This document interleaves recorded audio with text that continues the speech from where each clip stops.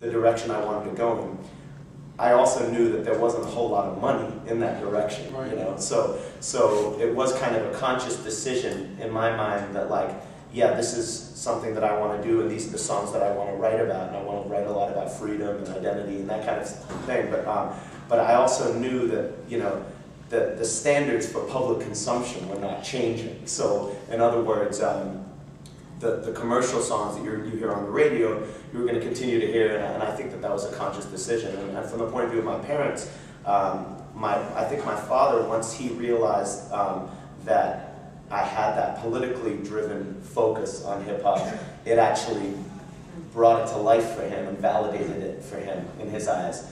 And another thing that validated it that didn't hurt was beginning to make my own living doing it, and him seeing that I did a lot of recording projects for bigger companies that would hire me to write songs and that kind of thing, and it gave it a sort of credibility in his eyes, or media attention would give it a credibility. But I think before that, you know, there was certainly a feeling of, you know, what area of academia are you going to be a part of, or, you know, are you going to be a doctor or a lawyer? And not necessarily. I don't think it's quite fair to say that that was just my father's expectation, but more just that that was an expectation I felt growing up in a very sort of intellectualized family, in an environment where people debated issues of justice at the dinner table, and going through that all my life, it never really occurred to me that I could actually make a living as a musician until I went into college and I experienced some success with it.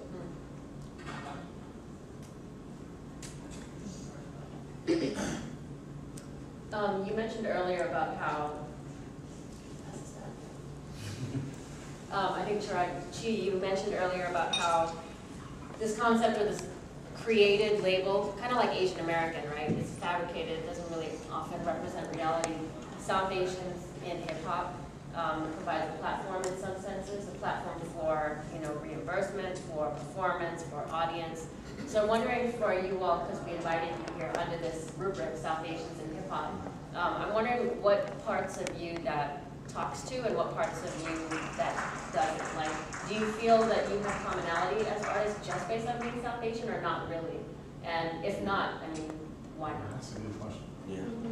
I feel a connection to these cats. I feel like more on a hip hop level, like just like because you know, to be totally honest, like and you know the fact that we've done some of these events together, you know, at Columbia and, you know, some other places, brings together that common experience. But for me, it's more like I like their music, and, you know, in the case of Rekha, working with her in New York at an SOB show, and just having that experience of working together, to me, trumps race.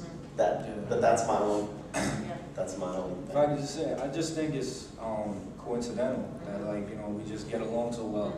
Because honestly, it's just based on talent. I really think it doesn't really have to do with the fact that we're all, you know, from similar backgrounds or whatnot. And we're actually not from similar backgrounds. Yeah, that's the bigger thing. We're meeting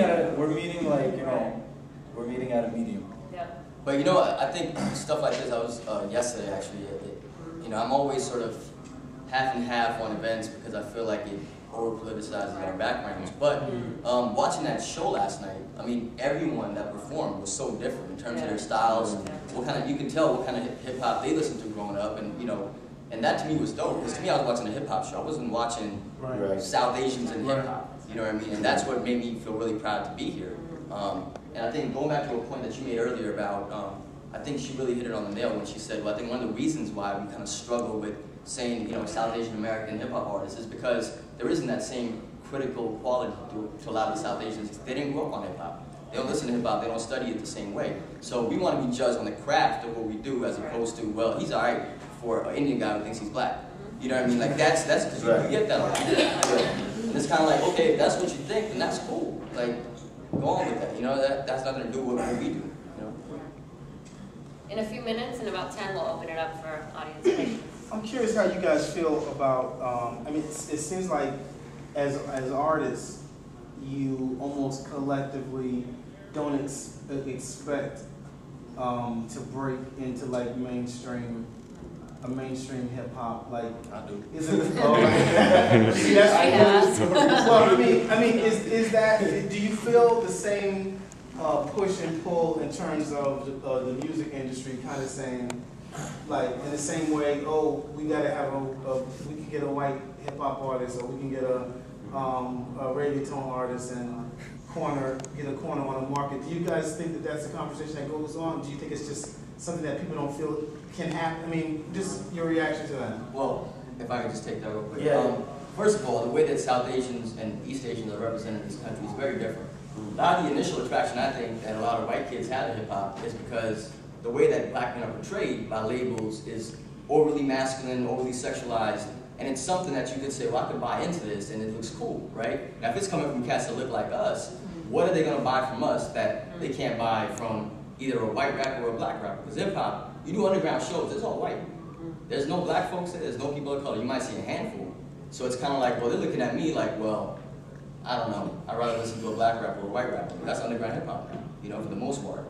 So, to me, I don't feel like, I personally don't see myself breaking through, and I don't really care if I do or don't at this point. It's like, I make music, it's what I do shows. If people respect it and want to buy it, cool. Like, no sweat on my back. See, and I'm wondering how much is that generational though? Because I mean, to me, that's more of a generational thing. Because like 10 years ago, you wouldn't hear artists say that. Right. It didn't matter where you were from. Artist was like, I'm trying to get a record deal. That's why I'm doing this. And if somebody offers me one, don't you think? Like now, what's a record deal? Yeah. But I'm saying, is it generational?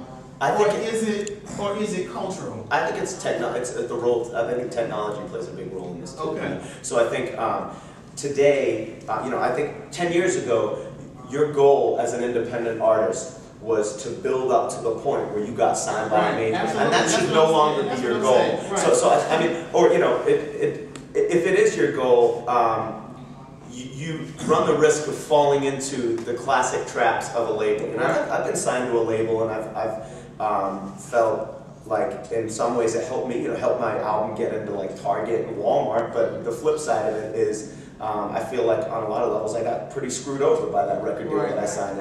And that being said, I think that like technology has changed the game and changed the way that we have to approach our own sort of vitality and longevity as artists. So in my case, I think a lot about the power of the tools that are readily available